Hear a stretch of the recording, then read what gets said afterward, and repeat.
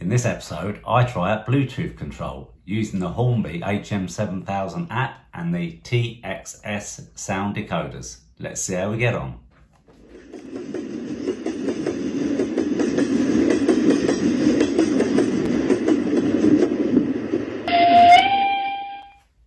Hello and welcome back to Chapel Station and episode 42 of building my first model railway. Yes, in this episode I experiment with the HM7000 app and the TXS decoders. It's certainly a tale of two locos. One which I buy all pre-installed with the TXS decoder ready to run, and one where I actually install the TXS decoder, as a mouthful, into my old Class 59 Hornby railroad loco. You'll probably see from the intro, and if you'd have seen my short I did, it didn't quite go to plan. So let's see how we get on, shall we? So it's time to have a look at another present. This one is my Deltic TXS, which is the HM7000 Bluetooth DCC operation, and that's the actual model number, so it's the black watch. It's my first Deltic. I haven't got a Deltic, got a few 37s, but my first Deltic. So I'm not really good at these unboxing videos, but I'll quickly show you what it comes with. So there's a few obligatory leaflets, which is the maintenance and operating instructions. Sorry, turn them way up so you can see them. All the standard stuff. So I'm just reading it as I'm talking. Body removal, body replacement, lubrication, etc., etc. Then this one is about the actual Bluetooth and DCC sound decoder.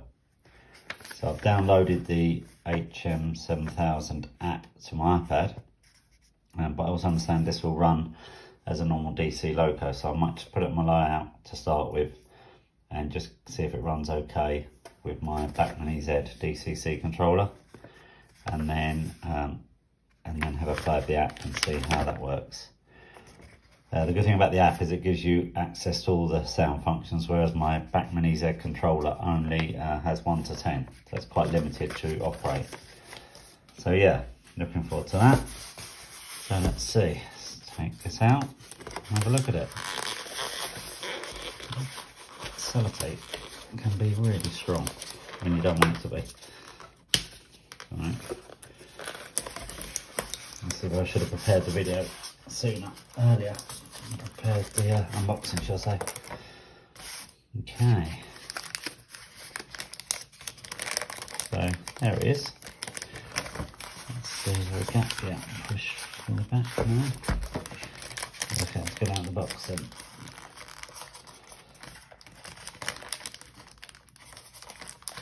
Can't match it out.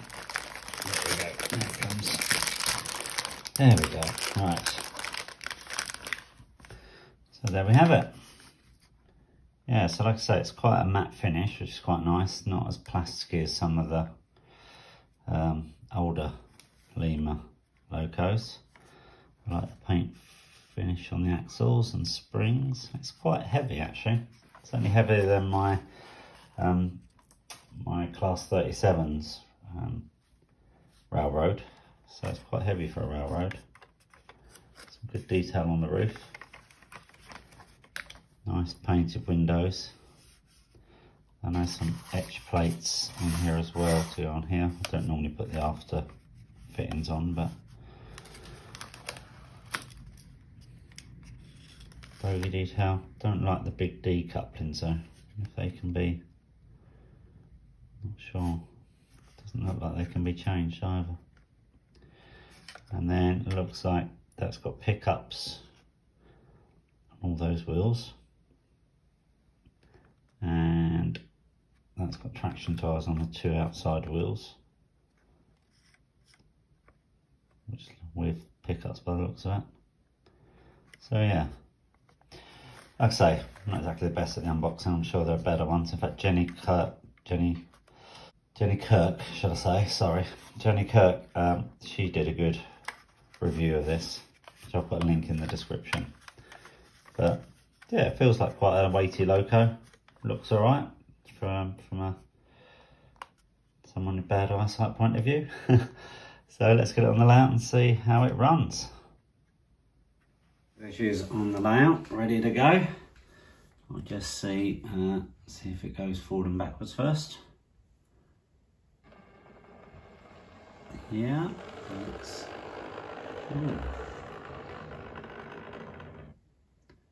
making a bit of a rattly noise there. Let's come back the way, see if it.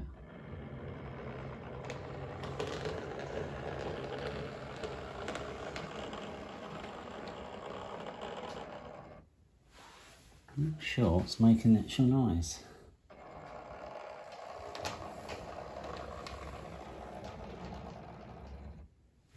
Definitely seems to be coming from the motor bogie, which is this.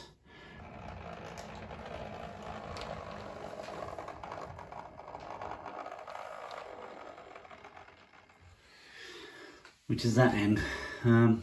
It's running up and down. It seems to be control is okay. Let's put it up tiny bits. Right.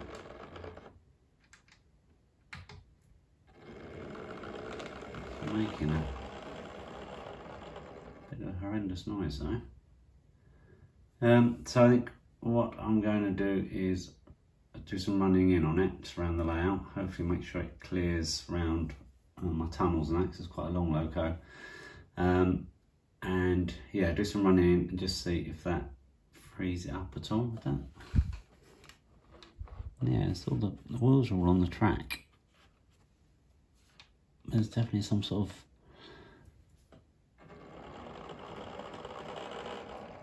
vibration coming from it. So I'll give it a run round and see how I get on.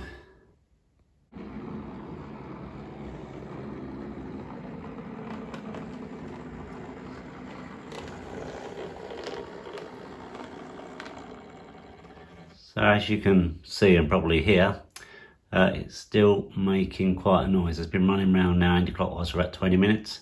And when it's running fairly fast, and I'll put a little clip in here now, but when it's running fairly fast, it's pretty okay. It's only at the slower speeds that you really hear the rumbling noise that you can hear then. I'm not sure what to do. What I'm going to do is probably do it in the opposite direction. I can't really tell where the noise has come from, so I might take the body shell off and run it in the opposite direction just to see if I can work out where that noise is coming from.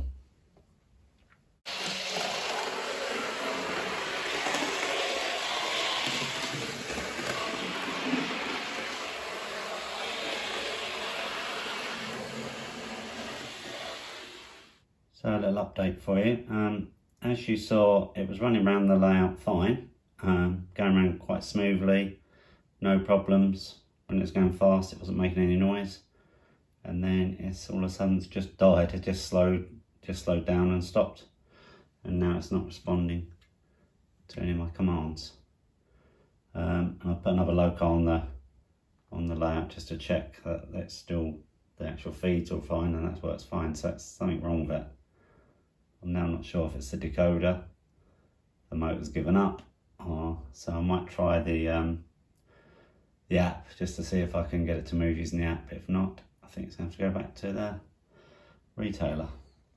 That's a shame. So sadly, there it all is boxed up. I tried everything. I tried removing it from the layout and putting it back on. I then tried to connect it with the actual HM7000 app, and that didn't work. It just wasn't finding anything, so I can only assume it's completely dead. So yeah, not a great start to my first TXS sound fitted loco. The TTS ones have run fine on this layout, so I not had a problem with them at all. I mean, it's a lovely heavy loco. It's quite a lovely looking loco really for a railroad, so I'm just sad I never even turned the sound on, so I never even got to hear the sound on it.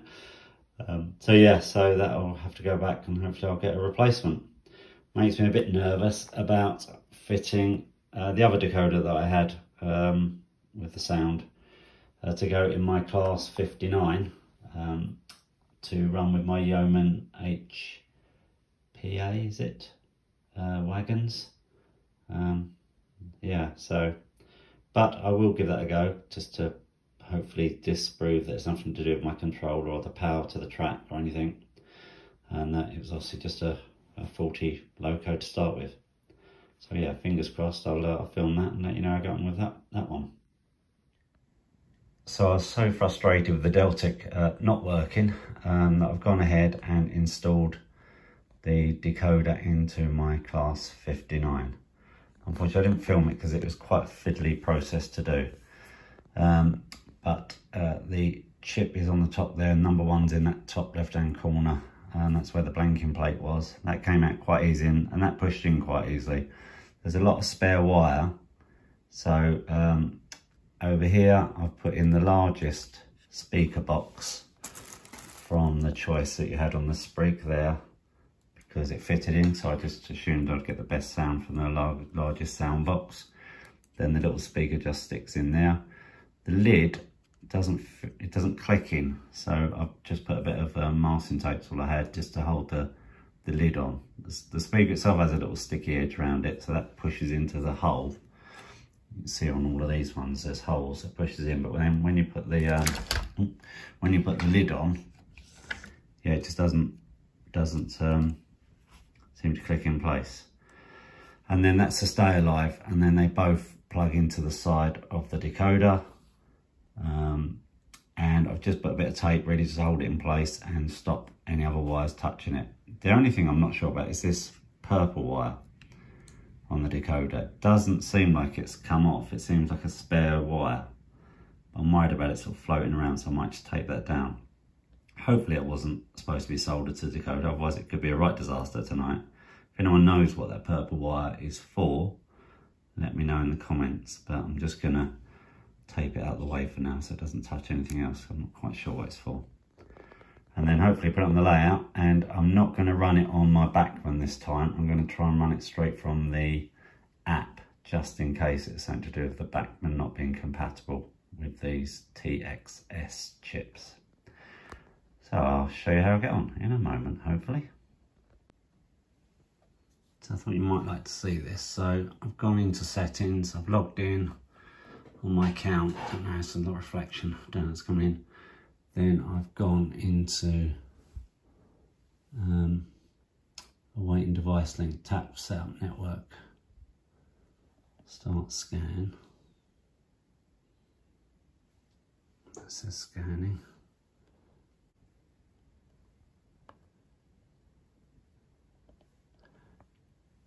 Not sure what I'm doing, to be honest.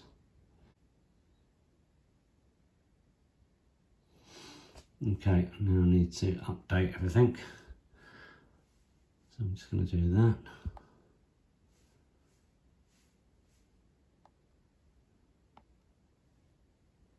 Oh, start update at the bottom. And I'm getting a reflection off the lights on this.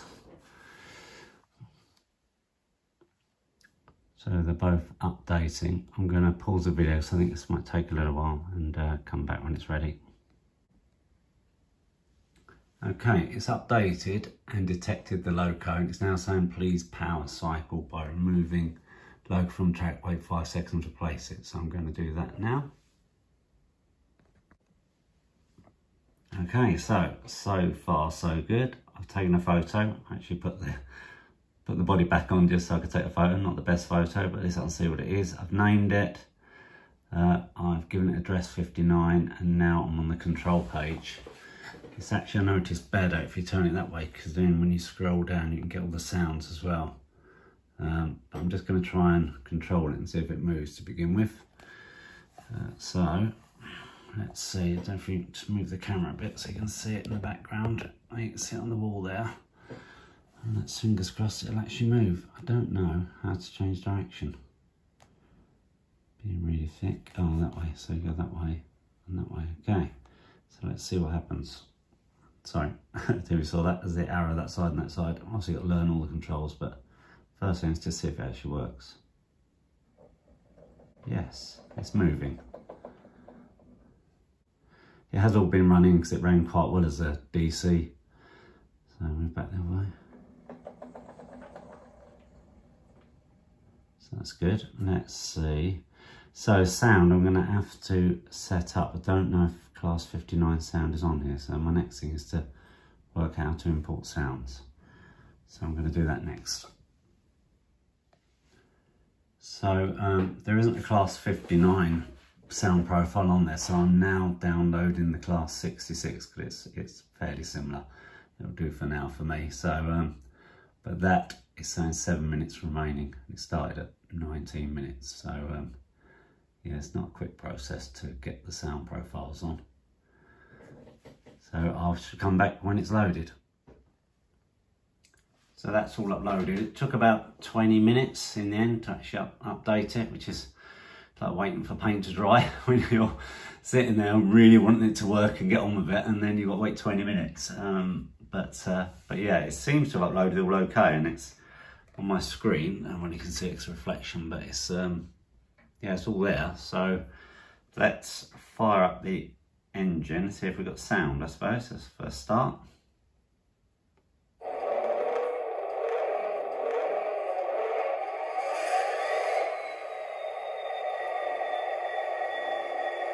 Yeah, that seems good. So it seems to be an engine thrash.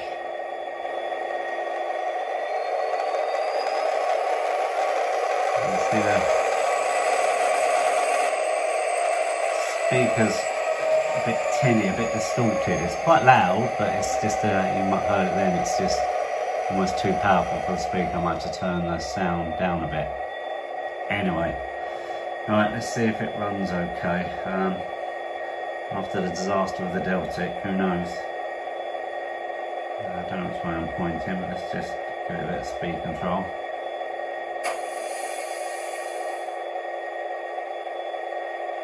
Is it going to move? Yes. Let's keep the camera in. Excitement. There it goes. Shut it off. So we'll bring it back in the other direction.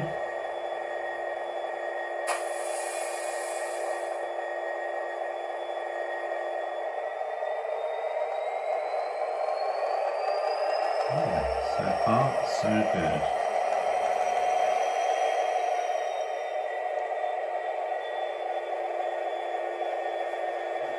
So I think the next stage now is to run it round. I know the Locomotive DC runs fine on the layout and work well. I just haven't been able to use it obviously since I switched it completely to DCC. So I think I'm just going to give it a run round, maybe get a few shots of it running. Fingers crossed it will be fine. At least we'll have one TXS decoder working with my HM7000, which is, yeah, I mean it feels quite good to use, but it's just understanding what you have to do. You know what I mean? It's like anything. It's like getting a new phone. But right. So let's get it running. Switch direction.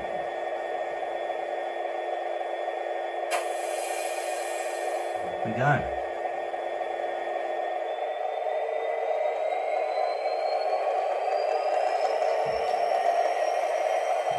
Follow it around a little bit on the camera.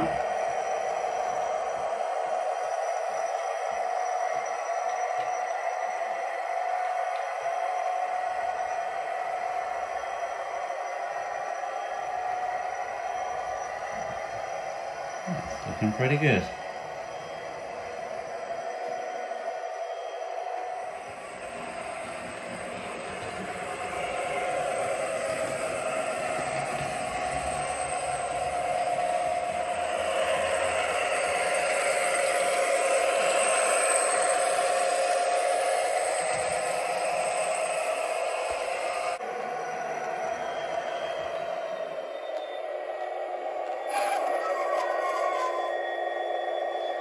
So there we have it.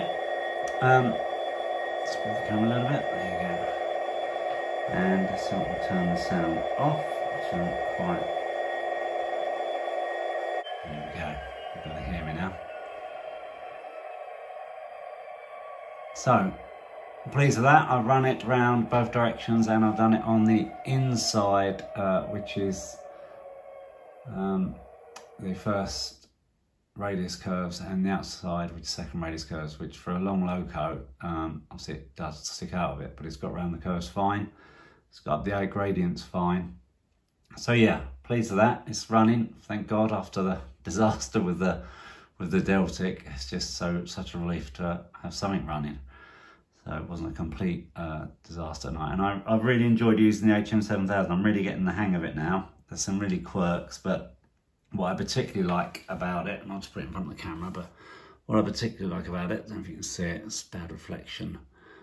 You've got the direction, you've got a stop if you get into trouble with it, and then you've got this brake, which is quite nice because you can set the deacceleration rates. If you go up here to the loco settings, and then you can see there you can set the acceleration, the deacceleration, and the volume quite easily, which is quite nice. But yeah, when you're deaccelerating, if you want to stop and you're going to overshoot it, at least you just press the brake button and it just brakes for you. And then you've got all the sound functions. There's 3 pages. On page 3, so it's got this automatic one, which is quite good, which it just does various, feels like you're not driving it then so much, because then it does various sounds and that as you're just driving it around. So I'm liking the HM, I can hold it like this, so it's quite nice. I can just scroll up and down, use the thingies. So yeah, I like the DCC control system. I'm just not sure what's happened with the Deltic, which is just a slight worry. It makes you a bit nervous when the first thing goes wrong. So I've got some Yeoman HPA wagons, so I'll couple this up to those now and run around with a few of those and get a few shots of it running and end the night on a high. And then yeah, I'm not sure. Perhaps I might give the Deltic another go. Now I sort of know how to use this much better. I might just see if it'll work on that and not with my controller. See, because now it should work the same as this, but who knows? If not, it's going back to the retailer.